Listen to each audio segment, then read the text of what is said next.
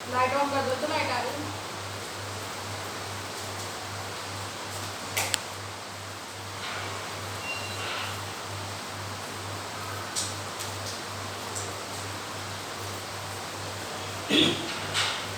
Hello, good morning everybody. नमस्कार सभी को।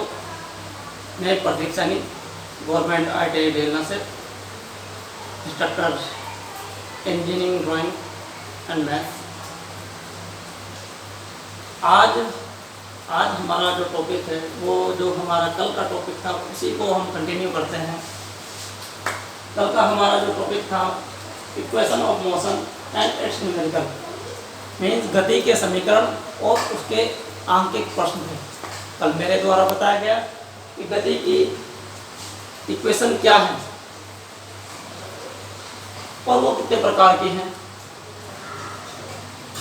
और उसके वो जो संबंध दर्शाती हैं, किस किस के बीच क्या क्या संबंध दर्शाती हैं। पहला, मैं आपको एक बार और उसके बारे में बताना चाहूँगा। किसी वस्तु के वेग, त्वरण, समय, दूरी, डिस्प्लेसमेंट के बीच जो संबंध दर्शाती हैं वो गति की समीकरण कहलाती हैं। ये 3 प्रकार की होती हैं। कौन कौन सी? तो मेरे द्वारा बताई गई थी आपको। फर्स्ट समीकरण v बराबर u प्लस kt। द्वितीय समीकरण s बराबर ut plus half a t square. Third समीकरण v स्क्वायर बराबर u स्क्वायर प्लस 2as, जहाँ v बराबर अंतिम वेग,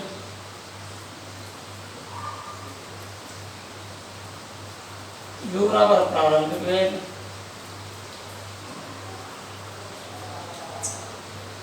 a बराबर त्वरण, t बराबर टाइम समय,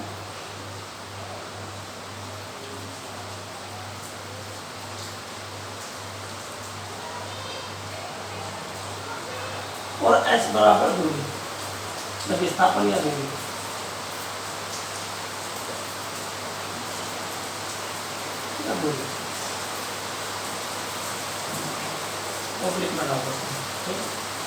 विस्थापन या दूरी, ये समीकरण मैंने कल आपको बताए थे तीनों। और ये संबंध भी बताया था कि जो हमारी फर्स्ट समीकरण है, फर्स्ट इक्वेशन है, वो हमारी इसके बीच संबंध दर्शाती है। सेकेंड इसको शो करती है, वेग तथा समय का संबंध दर्शाती है फर्स्ट समीकरण हमारी। सेकेंड समीकरण हमारी समय और स्थिति या दूरी का संबंध दर्शाती है। और तीसरी जो समीकरण है हमारी थर्ड, वो वेग तथा स्थिति या दूरी के बीच संबंध दर्शाती है। इसके बारे में मैंने कल आपको बताया था। फिर इसके हमने जो स्ट्रेट मोशन पर है, स्ट्रेट मोशन सीधी गति में हमने दो आंकिक प्रश्न भी किए। आज हम बात करते हैं पृथ्वी से नीचे और ऊपर की गति के लिए, यानी कि अपवर्ड और डाउनवर्ड मोशन में इन समीकरण में क्या क्या बदलाव आते हैं उस पर हम चर्चा करेंगे। और उसके बाद जो उसके आंकिक प्रश्न रहेंगे उन समीकरण पर आधारित वो आंकिक प्रश्न हम यहाँ पर सॉल्व करेंगे, जिससे आपको उस टाइप के आंकिक प्रश्न करने में सहायता मिलेगी।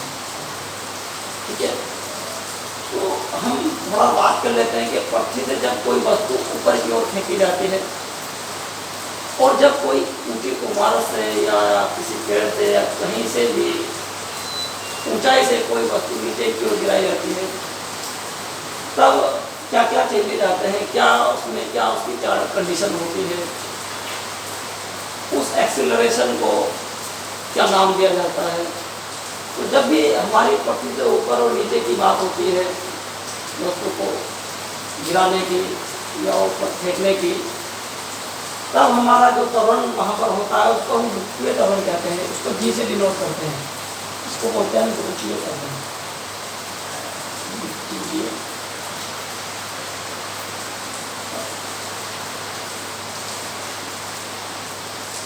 जी से डिनोट करते हैं। जब कोई वस्तु ऊपर से गिराई जाती है तो जी का मान धनात्मक होता है, जी का मान धनात्मक।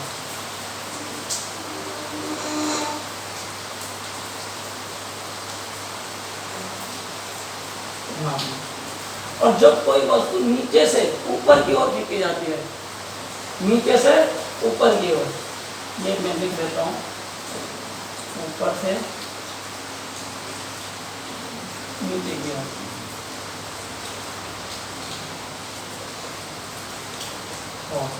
जी का मान पॉजिटिव। सेकेंड क्या कंडीशन होती है, नीचे से ऊपर की ओर, नीचे से ऊपर जी का मान आपका होगा नेगेटिव, यानी कि ऋणात्मक। ऋणात्मक होगा जी का वैल्यू। और समीकरण हमारी क्या बनेगी वो भी मैं यहाँ पर लिख देता हूँ। आपकी फर्स्ट समीकरण बनेगी v बराबर u प्लस एटी। तो v और u तो आपके सेम रहेंगे, a की जगह आपका g आएगा और s की जगह हम यहाँ पर क्योंकि ऊंचाई की बात कर रहे हैं तो s की जगह हम h यूज करेंगे। स्पीड से मतलब मैंने कल भी बताया था, स्पीड मतलब यहाँ पर वेलोसिटी की बात होती है, यानी कि वेग की बात होती है, क्योंकि यहाँ निश्चित दिशा की बात होती है और दिशा परिमाण के साथ साथ दिशा की हो सकती है। ये वेग यानी कि वेक्टर क्वांटिटी है, तो ये मैंने आपको ऑलरेडी बता दिया था। तो आप देखिएगा फर्स्ट समीकरण हमारी क्या बनेगी, v बराबर u प्लस जेटी, समीकरण एक बनेगी आपकी। सेकेंड समीकरण आपकी बनेगी s की जगह h आ जाएगा, h यूज करेंगे, h बराबर ut plus half G T square. ये सेकेंड इक्वेशन बनेगी आपकी। और थर्ड इक्वेशन आपकी बनेगी v स्क्वायर बराबर u स्क्वायर प्लस 2gh। ये आपके किस समीकरण बनेगी, तीसरी समीकरण आपकी ये बनेगी।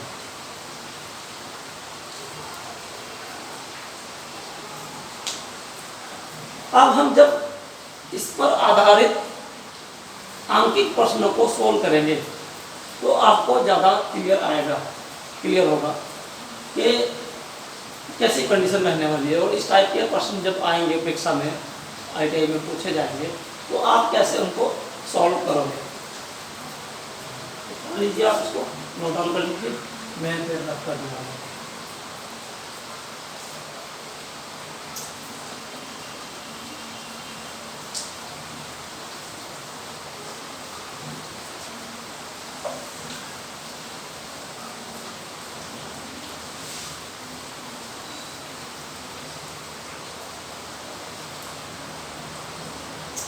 जब भी पृथ्वी से ऊपर और नीचे वस्तु को फेंकने की बात होगी, वहां पर जो हमारी समीकरण बनेगी, a की जगह g आ जाएगा और s की जगह h आ जाएगा। और दूसरा क्या होगा, g का मान कांस्टेंट रहेगा आपका। g का वैल्यू अगर दिया है तो ठीक है, 9 तो 9.8 मीटर पर सेकेंड स्क्वायर होता है। आप इसको g टू कैलकुलेशन में सरलता के लिए 10 मीटर पर सेकेंड स्क्वायर भी ले सकते हैं और लेते हैं इसको कैलकुलेशन की सरलता के लिए, ठीक है। अब उसके बाद अगर बात आती है हमारी अंकित प्रश्नों की, मैं एक अंकित प्रश्न लिख देता हूँ। फिर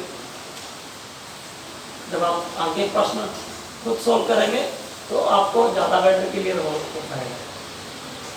मैं अंकित प्रश्न यहाँ लिख देता हूँ।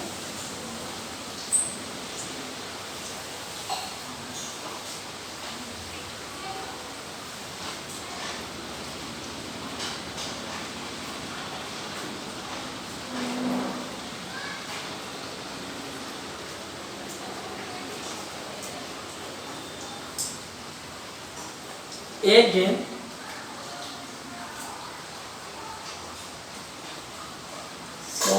मीटर की ऊंचाई से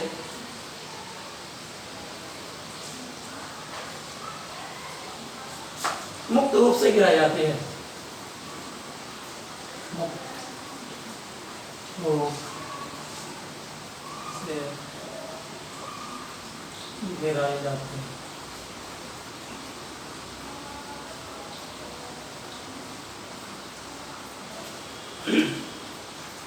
पृथ्वी तक पहुंचने में इसके द्वारा लगा समय क्या होगा? पृथ्वी तक पहुंचने में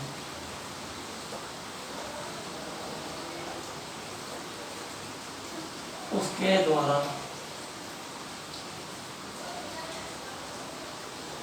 लगा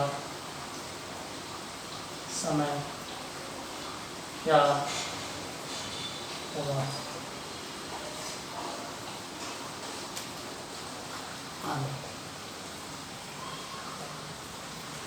अब आपने सबसे पहले क्या क्या दिया है वो लिख लेना है।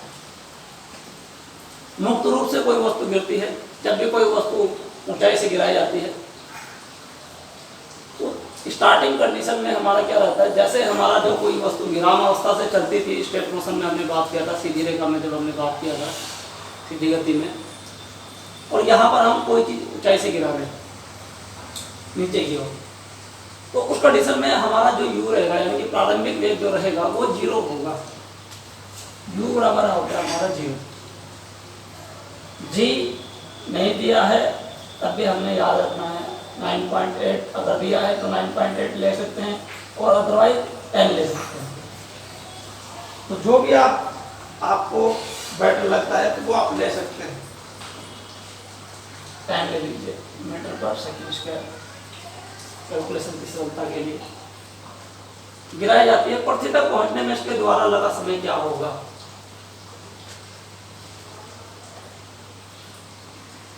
h दिया है 100 मीटर और t निकालना है।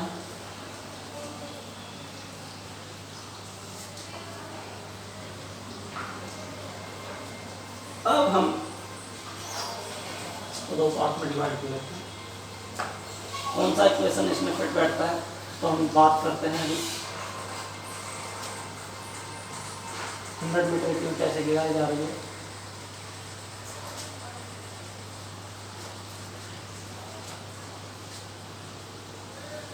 गति के तृतीय समीकरण से, गति के थर्ड समीकरण से v स्क्वायर बराबर u स्क्वायर प्लस 2gh, क्योंकि h भी दिया है, g है हमारे पास, u ऑलरेडी है तो v निकाल लेंगे, फिर हम गति का फर्स्ट समीकरण इसमें लगाएंगे। u का वैल्यू 0 का स्क्वायर, 2 इंटू जी का मान हमारा 10 रख लेते हैं यहाँ पर, h का वैल्यू है हमारा 100। v स्क्वायर बराबर कितना होगा? 0 प्लस 20 इंटू 100, ये v स्क्वायर बराबर 20 इंटू 100, या v इक्वल टू 20 इंटू 100,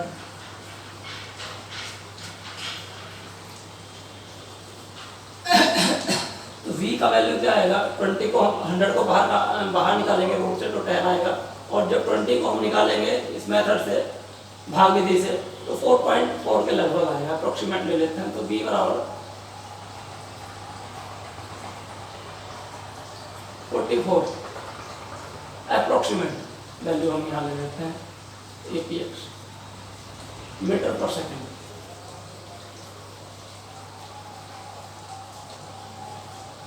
ये हमारा हमें अंतिम वेग मिल गया v। अब हम क्या करेंगे? गति के थर्ड समीकरण से, गति के थर्ड नहीं फर्स्ट समीकरण, और गति का फर्स्ट समीकरण क्या है हमारा? v बराबर u प्लस जी, v हमारे पास ऑलरेडी है, 0 होगा, g का वैल्यू प्लस होगा और t का मान हम निकालेंगे। जब 10 इंटू टी इक्वल टू 44 हो गया, T equal to 44 by 10 is equal to 4.4 second. Unit जरूर लिखेंगे आप, यूनिट से क्लियर होता है कि हाँ। तो इस हम आंकिक प्रश्न को सोल्व करने के लिए पहले हमने गति का तीसरा समीकरण लगाया, फिर हमने गति का फर्स्ट समीकरण लगाया, उसके बाद हमने टाइम बनाया, यानी कि उस बॉल को पृथ्वी तक पहुंचने में गेंद को 4.4 सेकंड लगेंगे। अब मैं समझता हूँ आप इस टाइप के अगर प्रश्न आएगा तो आप उसको इजीली कर लेंगे। आगे बढ़ते हैं, एक दूसरा और प्रश्न ले लेते हैं।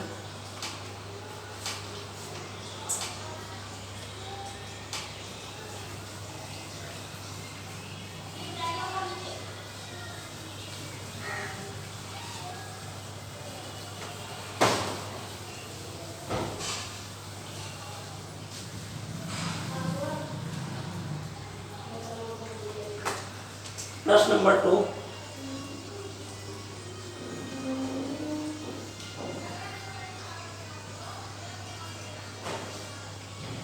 किसी गेंद को 5 मीटर पर सेकंड के वेग से किसी गेंद को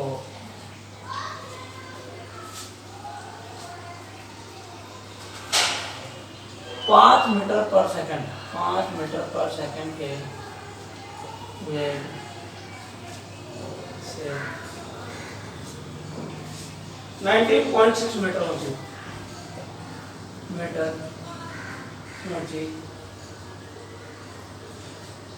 एक इमारत की छत से, एक इमारत की छत से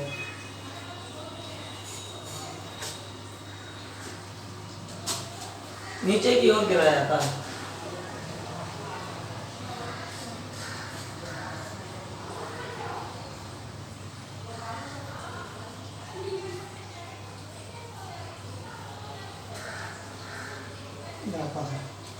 वह गेंद धरातल तक पहुंचने में कितना समय लेगी? वह गेंद धरातल तक पहुंचने में कितना समय लेगी?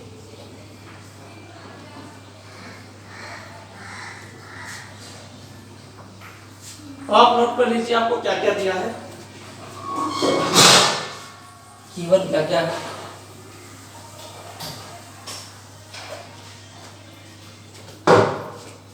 क्या क्या दिया है आपको? जब भी गेंद ऊंची इमारत से नीचे की ओर गिराई जा रही है, तो ऊपर से नीचे की ओर गिराई जा रही है, इसका मतलब यू आपका फिर वही प्रारंभिक वेग यू क्या हो गया? 0 हो गया। ये अंतिम वेग ये बराबर हो गया 5 मीटर पर सेकंड। एच आपको दे दिया इसमें हमें 19.6 मीटर, और जी आपने मान लेना है 10 मीटर पर सेकंड स्क्वायर। जी अंडरस्टूड है, देखे भी रखेगा, कभी कभी नहीं दिया तब भी आपने ले लेना। कैलकुलेशन की सरलता के लिए वही रख लेंगे। अब इसमें हम क्या करेंगे? गति के द्वितीय समीकरण से, गति के सेकंड समीकरण से, क्योंकि वीडियो थोड़ा लंबा हो जा रहा है, एपिसोड में करना चाह रहा हूँ, इतनी व्यवस्था भी नहीं है लॉकडाउन में। तो एस बराबर, और एस की जगह यहाँ पर क्या लेंगे? एच बराबर, एच बराबर U T plus half G T square.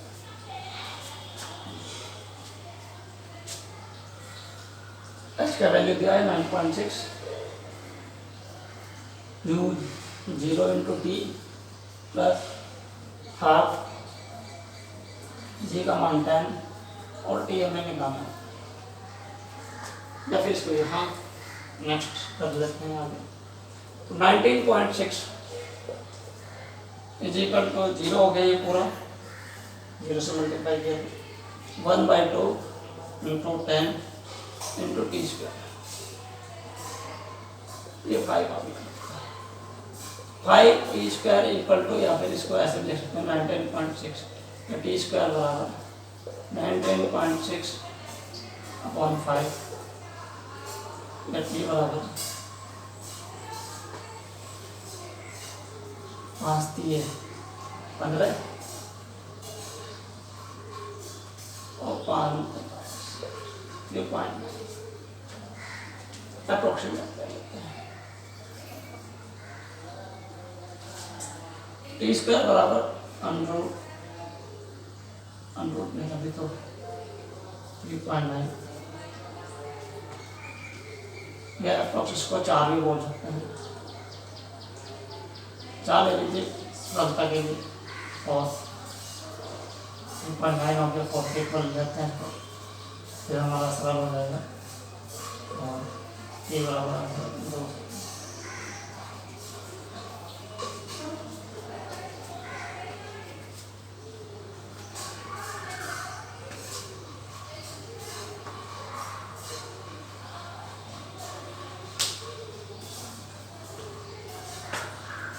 क्योंकि इसमें फॉर इसलिए अगर यहाँ पर वो 9.8 का वैल्यू लेते तो वो उससे पूरा पड़ जाना था, 2 सेकंड का आंसर आना।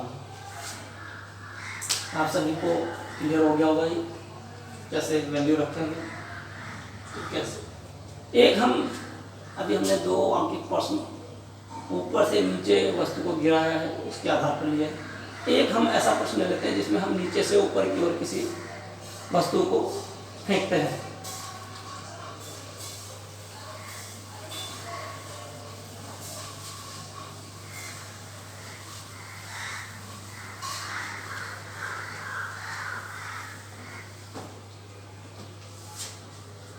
जल्दी से लिख लेते हैं। पृथ्वी की सतह से ऊपर की ओर की सतह से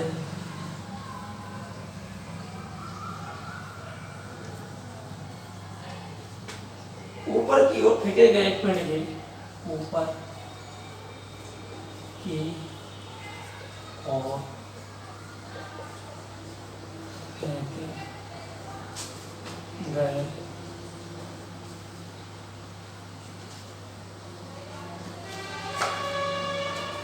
एक पिंड की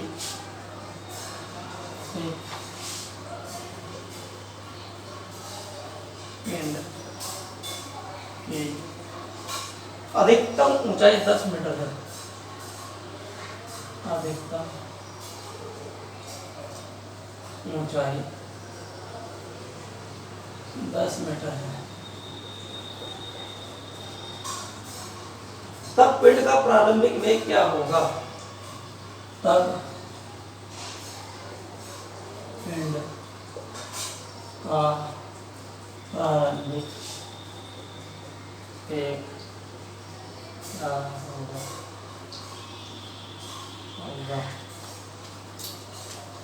अब हम इसमें क्या क्या हमें दिया है और नोट डाउन कर लेते हैं। कोई वस्तु या पिंड ऊपर की ओर फेंका जा रहा है, ठीक है, तो हमें दिया है h = दिया है क्या क्या दिया है, h = 10 मीटर दिया है। प्रारंभिक वेग क्या होगा, दैट मीन्स u हमने निकालना है। जब भी मैंने बोला था कोई चीज नीचे से ऊपर की ओर फेंका जा रहा है, तो जब भी हमने कोई वस्तु या पिंड को नीचे से ऊपर की ओर फेंकते हैं तो उसकी अधिकतम ऊंचाई पर जाकर वो चीज क्या, उसका अंतिम में क्या हो जाता है, शून्य हो जाता है। यानी कि याद कि हम मान के ही चलेंगे तो b बराबर क्या होगा, अंतिम में क्या होगा, शून्य होगा, 0।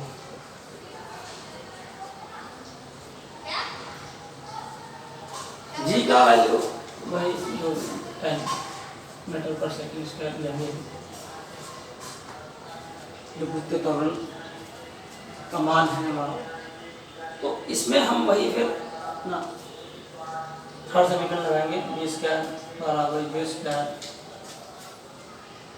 Plus 2GH।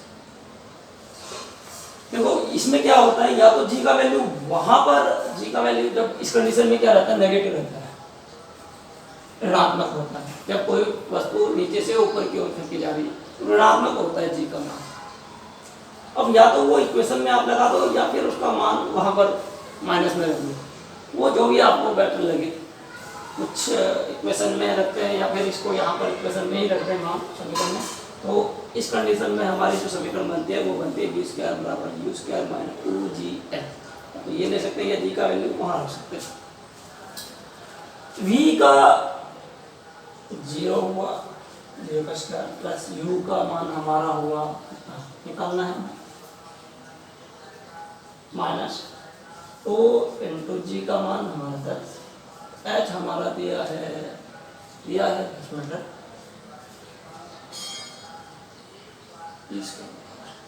अब जब हम माइनस से इधर लाएंगे तो हमें इक्वल आ जाएगा, ये तो 0 है, ये हमारा 0 हो जाएगा। तब यू स्क्वायर बराबर बचेगा हमारा 2 इंटू 10 इंटू 10, ये u बराबर बचेगा हमारा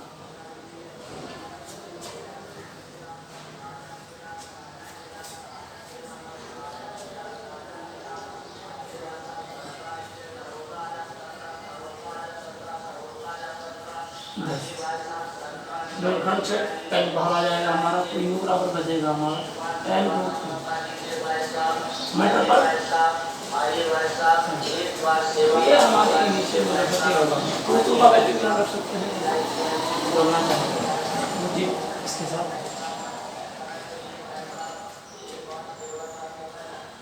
ये था हमारा जब हमारा कोई पिंड नीचे से ऊपर की ओर फेंका जा रहा था, उस कंडीशन में हमारे समीकरण में माइनस लगा दो, चाहे तो जी का मान नेगेटिव रख दो, ठीक है। तो ये हम इस टाइप से, ये टाइप के जो अंकित प्रश्न आएंगे आप एग्जाम में, इस टाइप से आप सोल्व करोगे। इस टाइप के जो भी प्रश्न रहेंगे मैं आशा करता हूँ आप सोल्व करेंगे उनको। और अगर कोई आपको समस्या उत्पन्न होती है या कोई प्रॉब्लम आती है सोल्व करने में, तो आप मेरे व्हाट्सएप नंबर पर भी मुझे मैसेज कर सकते हो या कोई प्रश्न भेज सकते हो, मैं वहाँ भी आपका सॉल्यूशन दूंगा। और नेक्स्ट हम जो वीडियो रखेंगे, वीडियो बनाएंगे, तो वीडियो हमारी रहेगी आपकी बल और उसके प्रकार पर, और आपका न्यूटन के जो लॉ हैं वो फर्स्ट, सेकंड और थर्ड लॉ उन पर बात करेंगे। और हम जो बल है उसकी यूनिट और न्यूटन और डायनेमिक का रिलेशन है वो हम प्रूव करेंगे रिलेशन को। आज के लिए इतना ही, नमस्कार, आप सभी का बहुत बहुत धन्यवाद।